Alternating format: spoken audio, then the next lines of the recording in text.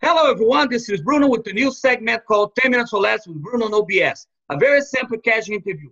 No fancy camera. Today, I have the honor to speak with a good friend of mine, Josh from ITW Sealants. How you doing, buddy? Doing well, Bruno. How about yourself? So far, so good. Tell me, how long have you been in the roofing industry?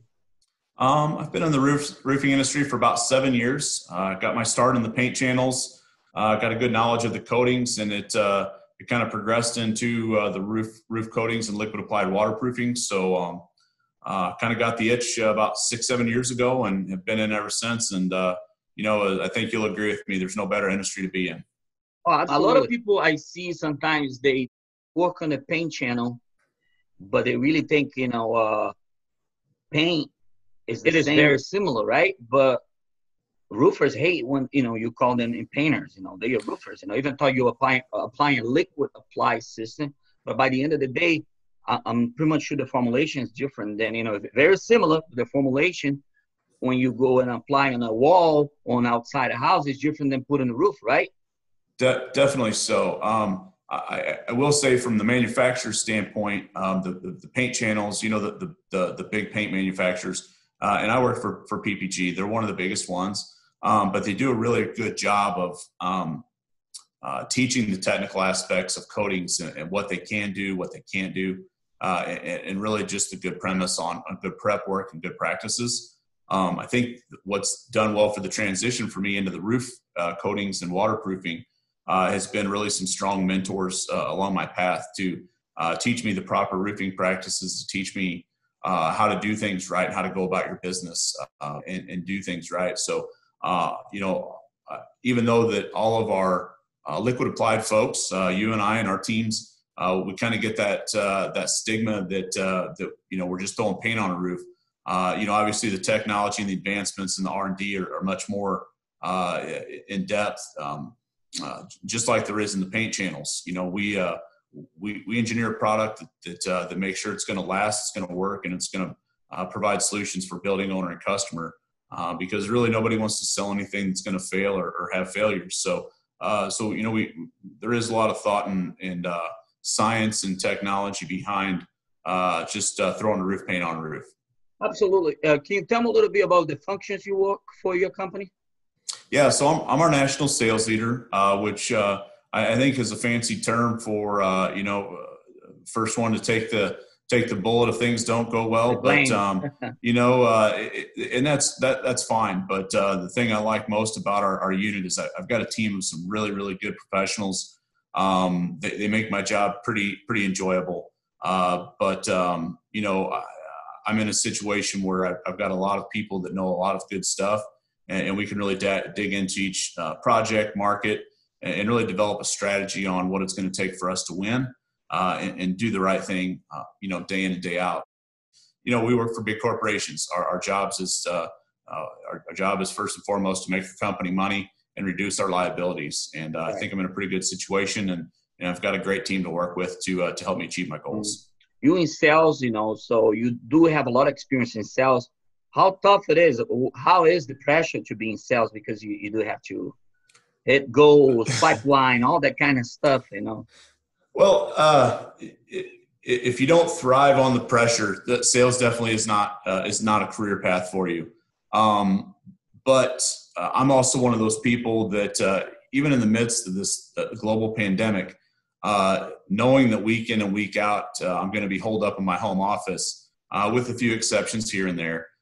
That's been the hardest thing for, I think, a lot of salespeople to overcome and to deal with mentally, physically. I'm a guy just like you that I'm normally on an airplane at different airports every week. And that's what I enjoy with being with my team and meeting, the customers in all the different markets. But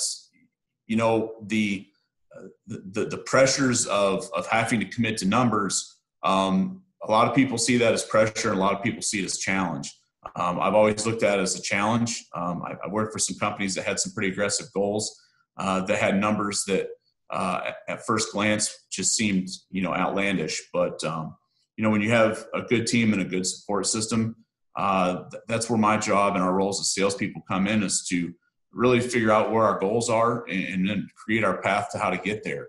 And, I've had been very fortunate to work with some good sales teams and some good leaders that, really put that premise in my mind to, hey, don't worry about that end goal. Let's do what we can control, and let's control those things. There's a lot of stuff out there we can't control. I can't control pricing. I can't control weather, and I sure the hell can't control a national pandemic, Right. So we do whatever we can. I will challenge you a little bit, though, with you've always taken that approach that I'm not a sales guy. However, if you looked at your LinkedIn social media presence, I know, dude, you're a sales guy. I know you don't like to hear that, but you've got this huge following, and you're creating good content and good messages for our industry, not only the roofing industry, but also the liquid applied industry, that, hey, we got to do the things right. I think it's a beautiful thing that you get on roofs, and, one of the first things you say is, I'm not going to guarantee you this is going to work. We have to make sure it's going to. And that's the premise of our whole industry is, if we're a good fit, let's talk. If we're not, I'm going to tell you up front and very early in the process that, hey, this isn't a candidate for us. You need to go talk to, one of your roofers for new roof options. And I think our industry needs more of that. As well as I do, we've got some competitors out there that they'll sell a bucket to make a buck. And, I agree. Thankfully, we've always worked for companies that don't have that mentality. What do you see for the future of industry, for the new generation coming up right now? I think the biggest hurdle that our industry is going to have in roofing in general, although this has been a good year for residential from the things I'm hearing, we're going to have to find a way as an industry and as a team, whether you and I are friendly, that we can have a beer and talk and meet up at trade shows and tell war stories. But we also are competitors, and we do what's best for ourselves and our company to try to, sell our products. But I think the big thing that we're going to have to overcome and find some answers for is really helping out with labor shortages. I know our industry is not the only one that's being affected by it, but I think all of us have roofers that have backlogs that are far enough out that it starts to worry them that we got enough business, but we don't have enough help, which is a much better scenario to be in than having too much help and not enough business to pay for them, right? But, right. I think that's always going to be. Roofing is not a glamorous industry until, people like Bruno come and be social media superstars. But, it's I think it's that generation of, even my own children, there's nothing wrong with being a blue collar worker, or being in an industry that you have to get your hands dirty. This industry has been very good to myself and my family. I couldn't recommend it anymore, but it is scary to think that the more and more that you see, the more markets that you and I are in, the more people that we talk to, everybody's number one concern is, I have no problems with getting business. I have problems with getting people to do it. And, those of us that are getting a little bit older, there's good money to be made on commercial roofs out there. Right. I'm 42 years old, a little on the chubby side. There's no way that I could envision myself being a laborer on a roof. But 20 years ago, me, absolutely, I would have loved to have that opportunity to work my way up in the industry. Any message out there for the people watching this video? It could be towards the COVID-19.